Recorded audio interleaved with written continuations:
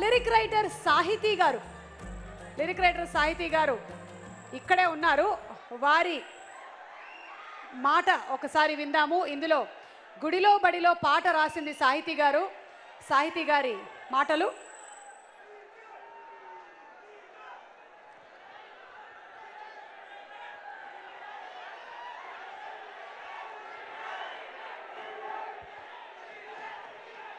అందరికీ నమస్కారం అండి.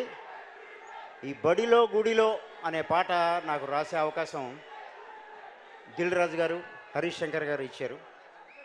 హరీష్ శంకర్ గారు ఈ పాట రాబోయే ముందు ఆ బన్నీ గారు కొన్ని సీన్స్ అవి చూపించారు.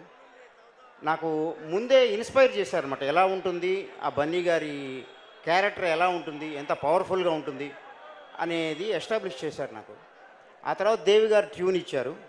దేవి గారి ట్యూన్లో 2 రకాల షేడ్స్ ఉన్నాయి. ఫస్ట్ వచ్చేసి ఒక పయస్, ఒక చాంటింగ్ లాగా ఒక లెంగ్త్ ఉంటుంది. ఆ తర్వాత ఇంకొక ఇది ఉంటుంది. మొత్తం టోటల్గా వెస్ట్రన్ క్లాసికల్ ఈ 2 మిక్సింగ్గా ఉంటుంది. సో ఆ పదజాలం, ఫస్ట్ ఉండే పదజాలం నేను ఒక చాంటింగ్గా ఉంది కాబట్టి ఆ రకమైన పదజాలం ఎన్నుకున్నాను. ఆ తర్వాత నెక్స్ట్ కంటిన్యూ చేశాను 2 చరణాల్లో. ఇక్కడ ఏంటంటే అక్కడ ఫస్ట్ ఈ సాంగ్ ఇంత హిట్ అయ్యి 1 crore పైన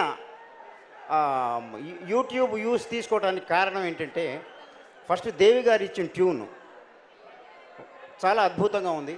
నెక్స్ట్ హరీష్ శంకర్ గారు నన్ను తెలుగులో రాయమంటాం ఈ పాటని.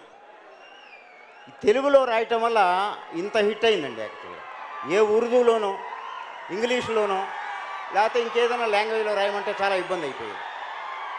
ఇంత హిట్ అయ్యేది కాదేమో. So anyway, many thanks. Bunny గారికి 3 points నేను చెప్పాలండి. బన్నీ గారికి 3 points ఆఫ్ అప్రిసియేషన్. ఒకటి, ఒక బ్రాహ్మణ్ క్యారెక్టర్ వేస్తూ బన్నీ గారు ఎంతో నియమనిష్టలతో మాంసాహారం మానేసి శాకాహారిగా ఉండటం, భూసైన్యం చేయటం, ఇది సీనియర్ ఎన్టీఆర్ గారు చేసేవారు ఆనాడు. మళ్ళా ఈనాడు బన్నీ గారు చేయటం అనేది చాలా అప్రిషియబుల్ థింగ్, చాలా గొప్ప విషయం అది. తర్వాత రెండో పాయింట్ ఏంటంటే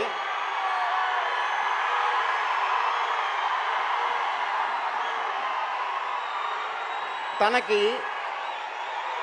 బ్రాహ్మణ్ మేనరిజమ్స్ చెప్పినటువంటి 2 యూత్కి ఒక్కొక్కరికి ఒక్కొక్క ₹1,00,000 చొప్పున వాళ్ళకి ఇవ్వటం అనేది కూడా అనదర్ అప్రిషియబుల్ పాయింట్.